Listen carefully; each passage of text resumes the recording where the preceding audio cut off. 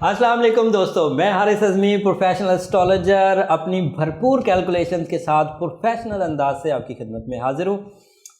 ग्रहण का सीज़न चल रहा है। 6 तारीख को सोलर एक्लिप्स होके हटा है। अब 21 तारीख को लूनर एक्लिप्स होने जा रहा है। फुल मून पर एक्लिप्स होने जा रहा है और लंबा है, 6 घंटे 14 मिनट का ग्रहण है।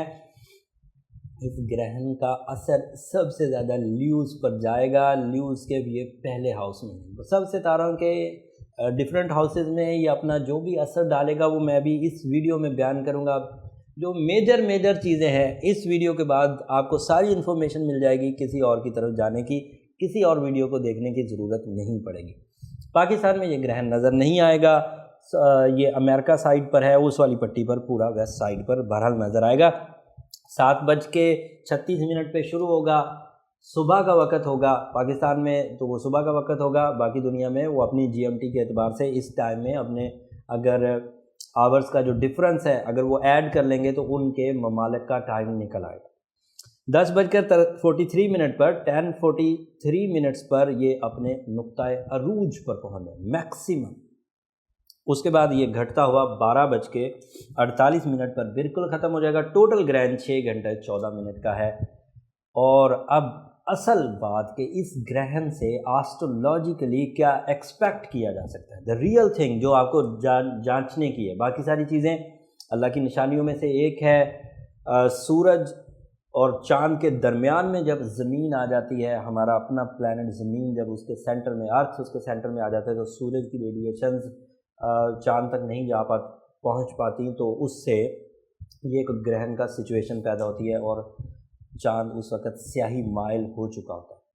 By rules of astrology energies का, नेगेटिव एनर्जीज़ का एक तूफ़ान खड़ा हो जाता है और उस तूफ़ान की वजह से जो रूटीन चल रही होती है, जिसके हम आदी हो चुके होते हैं, जिसको हम लोग संभालने या संवारने के आदी हो चुके होते हैं, उसमें 6 घंटे की वाइब्रेशन आ जाती है। जैसे ये 6 घंटे 14 मिनट का चलेगा, कुछ कम होता है कुछ ज़्यादा होता है, तो उस वाइब्रेशन की वजह से हमारे मूड्स पर, हमारे मामलाते ज़िंदगी पर, हमारे रिलेशंस पर, हमारी हेल्थ पर जो इम्पैक्ट सितारों की चाल की वजह से आते हैं, और वो लॉजिक्स मैं आपको देने लगा हूँ। वो लॉजिक्स अगर आप नज़र में रखेंगे तो आप उससे बच सकेंगे या उसे मैनेज कर सकेंगे। जैसे एरीज़ के यहाँ ये 5th हाउस में होगा और एरीज़ का ये 4थे घर का मालिक भी है, तो एरीज़ को 4थे घर के नुकसानात भी होंगे, क्योंकि 4थे घर का मालिक 5वें घर में ज़वाल पजीर होगा और 4थे घर को भी 6 घंटे एनर्जी नहीं मिलेगी, तो उससे ये नेगेटिव एनर्जीज पैदा होंगी। तो एरीज़ स्टूडेंट्स उलझे रहेंगे। एरीज़ दिमागी काम करने वाले उलझे से रहेंगे। एट दैट टाइम जब कम्युनिकेट करने होंगे तो कई बातें भूल जाएंगे। कोई मुआहदा करने लगेंगे तो कई बातें जो पॉइंट्स डिस्कस करने थे वो नहीं कर पाएंगे। और 5वें घर का डिज़ास्टर या 5वें घर का टीज़र इस सूरत में आएगा कि मुआहदा करते हुए कॉन्फिडेंस लेवल एरीज़ का वो नहीं होगा। ये लफ्ज़ सिर्फ मुआहदा मैंने इसलिए यूज़ किया है कि मीटिंग का कोई भी एजेंडा हो, कम्युनिकेशन का कोई भी एजेंडा हो, इवन घर में भी बात कर रहे होंगे तो पूरे पॉइंट्स डिक्लेयर नहीं कर पाएंगे, बीच में बातें रह जाएंगी और फिर बाद में फील होगा। और चांद ग्रहण का असर 8 दिन रहता है, सूरज का असर तकरीबन 2 हफ्ते रहता है। तो ये चांद का असर 21 को होगा, तो ये 28 जनवरी तक चलेगा। इस दौरान मुआहदे करते हुए, बात करते हुए, अपना एजेंडा बयान करते हुए, अपनी एक्सप्रेशंस देते हुए आपको खुसूसी प्लानिंग या फिर उसके लिए रिहर्सल्स करनी चाहिए ताकि आपको वो याद रहें बातें। अब आप अपनी एनर्जीज़ पर डिपेंड करके, अपनी सलाहियतों पर डिपेंड करके काम नहीं कर सकते। तो ये बात मैंने बोल दी।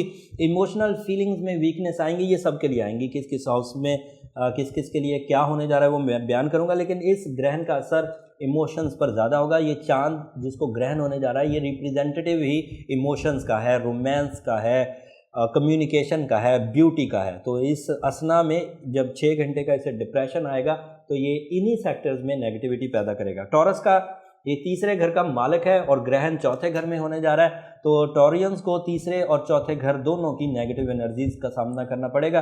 3rd हाउस में अजीज़ व अकारब की अपोजिशन का सामना करना पड़ सकता है। एंड फोर्थ हाउस में इन्हें भी स्टूडेंट्स के लिए इश्यूज होंगे, बेसलेसनेस सामने आएगी, जिन कामों पर बड़ा एतमाद था उन कामों में भी झोल आने लगेगी। तो टॉरस को ये नुकसान इस तरह होगा। जेमिनाइज के लिए ये दूसरे घर का ऑनर है, मून जो होता है ये सेकंड हाउस में बहुत पॉजिटिव होता है, लेकिन क्योंकि दूसरे घर का मालिक तीसरे घर में है और थर्ड हाउस में उसे ग्रहण है, तो इन्हें दूसरे घर की नेगेटिविटी का भी सामना करना पड़ेगा और तीसरे घर की नेगेटिविटी, तीसरा घर अजीज़ व कारब का है, वहाँ ग्रहण होगा, तो जेमिनाइज को भी टॉरस की तरह अपोजिशन का सामना करना पड़ेगा और दूसरे घर की खराबी की वजह से उनके अखराजात में इजाफा हो जाएगा और उनके आमदन में कमी आएगी। एट दैट डे वो जो डिसीजंस ले रहे होंगे उसमें कुछ बेबरकती का सामना करना पड़ेगा और कुछ नाचाकी का सामना करना पड़ेगा। कैंसर्स के लिए ये दूसरे घर में ग्रहण होने जा रहा है, पहले घर का मालिक है ये कैंसेरियंस का, तो ऑनर उसका रूलिंग प्लैनेट है, तो पहले घर के नेगेटिव इम्पैक्ट्स, शख्सियत में कुछ कमी, खुदादाद सलाहियतों में कुछ कमी और दूसरे घर की खराबी यानी कि रुपए पैसे के अखराजात, जॉब में ऑपोजिशन, सोर्स ऑफ इनकम का ड्रॉप होना, आपका अच्छे अंदाज से परफॉर्म ना कर पाना जिसकी वजह से पैसों की किल्लत पैदा होना, ये पॉसिबिलिटी है, लेकिन ये रहेगा शॉर्ट टर्म, लंबा नहीं है। लेकिन इस शॉर्ट टर्म टीज़र को भी रिपेयर ही कर लिया जाए तो अच्छा है। रिपेयरिंग के लिए रेमेडी मैं लास्ट पर दूंगा। अब रही बात द मेन स्टार ल्यू के ये पहले घर में मालिक 12वें घर का है। 12वें घर के नुकसानात इतने ख़ास नहीं होते, वहाँ कोई ज़्यादा ताकतवर चीज़ें नहीं होती, लेकिन फ़िक्र में इजाफा हो जाएगा और पहले घर की खराबी की वजह से इनको भी शख्सियत के कुछ प्रॉब्लम्स होंगे, लोग इनके बारे में राय गलत कायम करेंगे, ये भी अपनी पर्सनालिटी को बहुत ज़्यादा ताकतवर महसूस नहीं करेंगे, अपने अंदर अनकॉन्फिडेंटनेस, बदएतमादी देखेंगे और वो बदएतमादी इनके उस दिन के कामों को थोड़ा उलझा सकती है। तो सबसे ज़्यादा नुकसान ल्यू साइड को ही है। ल्यू और कैंसेरियन को उनके तो रूलिंग प्लैनेट को ग्रहण लगने लगा है और वो ल्यू हाउस में लगने लगा है, तो इन दो को ज़रा ज़्यादा नुकसान है। बाकियों को पार्शल डिज़ास्टर है, पार्शल टीजर्स है, लेकिन बहरहाल वो भी नमाज खसूफ ज़रूर पढ़ें, ये 2 नफल नमाज है, इसका तरीका लास्ट पे। विरगोस के लिए ये 12th हाउस में ग्रहण होने जा रहा है और ये मालिक उनके यहाँ 11वें घर का है, लॉर्ड जो है वो 11th हाउस का है। अब मामला ये है कि 12th हाउस में ग्रहण इतना ख़तरनाक नहीं होगा। 12th हाउस में ज़्यादातर चीज़ें ग्रुप फॉर्म में होती है, कमज़ोर फॉर्म में होती है और उसका असर नॉन मटीरियल सेक्टर में होता है, जैसे सोच में उलझन आ सकती है, फ़िक्र में इजाफा हो सकता है, प्लानिंग लेट हो सकती है, खुद की तबीयत में भी डिलेज हो सकते हैं, इस तरह की फीलिंग्स आएंगी, बट ऐसा कोई मेजर डिजास्टर नहीं आएगा। तो विरगोस को सबसे ज़्यादा कम नुकसान जो है वो वर्गोस को है। लिब्रा के यहाँ 11वें घर में ग्रहण होगा और लिब्रा का ये 10वें घर का मालिक है, कैरियर का ये ऑनर है, सोर्स ऑफ इनकम का ये ऑनर है। तो 8-10 दिन के लिए 10वें घर की जितनी भी रिस्क टेकिंग है वो थोड़ा सा अवॉइड करें, लिब्राज स्पेशली। और 11वें घर में उनके लक फैक्टर से जो उन्हें रिस्पेक्ट मिल रही थी, फेस वैल्यू मिल रही थी, वो थोड़ी थमी रहेगी, तो थोड़ा मोहतात ही रहे। ये 21 से दौर शुरू होगा और इसका असर जो है वो 27-28 तक चलेगा। 21 वाला दिन मैक्सिमम होगा, अगले दिन फिर कम होते जाएंगे।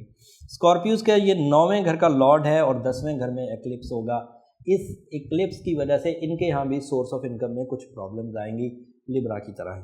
सैजिटेरियस के लिए ये 8वें घर का लॉर्ड है और ग्रहण 9वें घर में होगा। 9वें घर के ग्रहण की वजह से मंसूबे फ्लॉप होंगे, औलाद के साथ कशीदगी पैदा हो सकती है, फैमिली के साथ कशीदगी पैदा हो सकती है, फैमिली लाइफ में कुछ उलझन हो सकती है, वेलफेयर के काम कुछ रुक सकते हैं, शॉर्ट टर्म, बड़े नहीं, थोड़े से टाइम के लिए रुकेंगे। उसके बाद कैप्रिकॉर्न की बात की जाए तो 7th हाउस का लॉर्ड है और 8वें घर में ग्रहण है, इनको भी काफ़ी खतरा होगा। इनके रिलेशनशिप सेक्टर में खुसूसी तवज्जो देनी होगी। इनके साथ तो अभी 6 तारीख को तो इनका सैटर्न सीधा हुआ है, जो कि इनकी 7.5 के टूटने की वजह बना है, तो अभी इनको अपने रिलेशनशिप में बहुत जौहर दिखाने, कुर्बानियाँ देनी होंगी और थोड़ा हम्बल होकर, थोड़ा सैक्रिफाइसिंग होकर आगे बढ़ना होगा। तो इनके रिलेशनशिप में झोल आ सकती है, थोड़ा मोहतात रहें। एक्वेरियस के लिए ये खराबी जो है वो हेल्थ में करेगा, लॉर्ड 7th हाउस का है, हेल्थी खराबियों से बचने के लिए भरपूर कोशिश करें, लंबी नहीं है। और टीनेजर्स या यंग जो एक्वेरियंस हैं उनको तो ज़्यादा नुकसान नहीं होगा, लेकिन जो ज़रा ओवर एज हैं या बहुत छोटे हैं उनको थोड़ा बहुत प्रॉब्लम होगा। तो उस तरह की खराबी के लिए जो जैसे बच्चे हैं तो उनके माँ बाप और उनको पता हो कि हमारा बच्चा जो एक्वेरियस है तो उसको थोड़ा सा ध्यान रखें। जो ज़रा ओवर एज है वो खुद अपना ध्यान रख सकते हैं। द लास्ट पाइसेस है, उनके ये 5वें घर का लॉर्ड है और एक्लिप्स उनके यहाँ 6ठे घर में होने जा रहा है।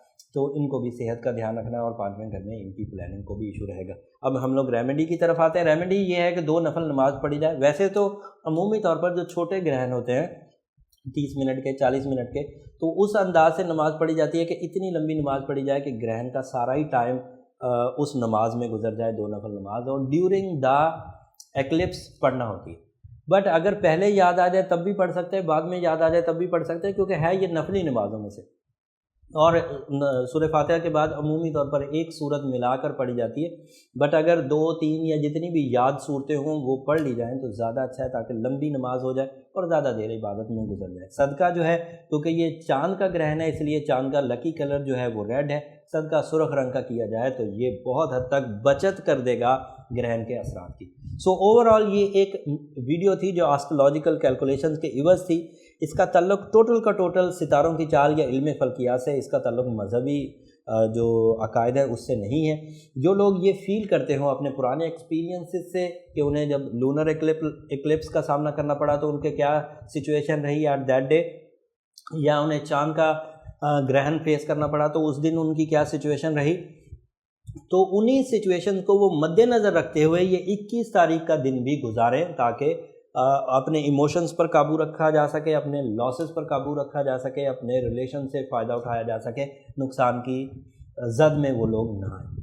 امید کرتا ہوں یہ والی انفارمیشن آپ کے کام آئے گی، اور آپ دیگر جو آگے جولائی میں اب گرہن ہونے والے، گرہن ہر 6 مہینے بعد ہوتے ہیں تقریباً، ایک سیزن جو ہے وہ ایک روٹیشن جو ہے وہ 6 مہینے میں پوری ہو جاتی ہے چاند کی اور سورج کی، تو اگلے 6 مہینوں میں پھر گرہن ایکسپیکٹ کرنا ہوتا ہے۔ تو اب جو گرہن آئے گا وہ 2 جولائی کو آئے گا اور 16 جولائی کو آئے گا، پہلے سورج ہوگا بعد میں چاند گرہن ہوگا۔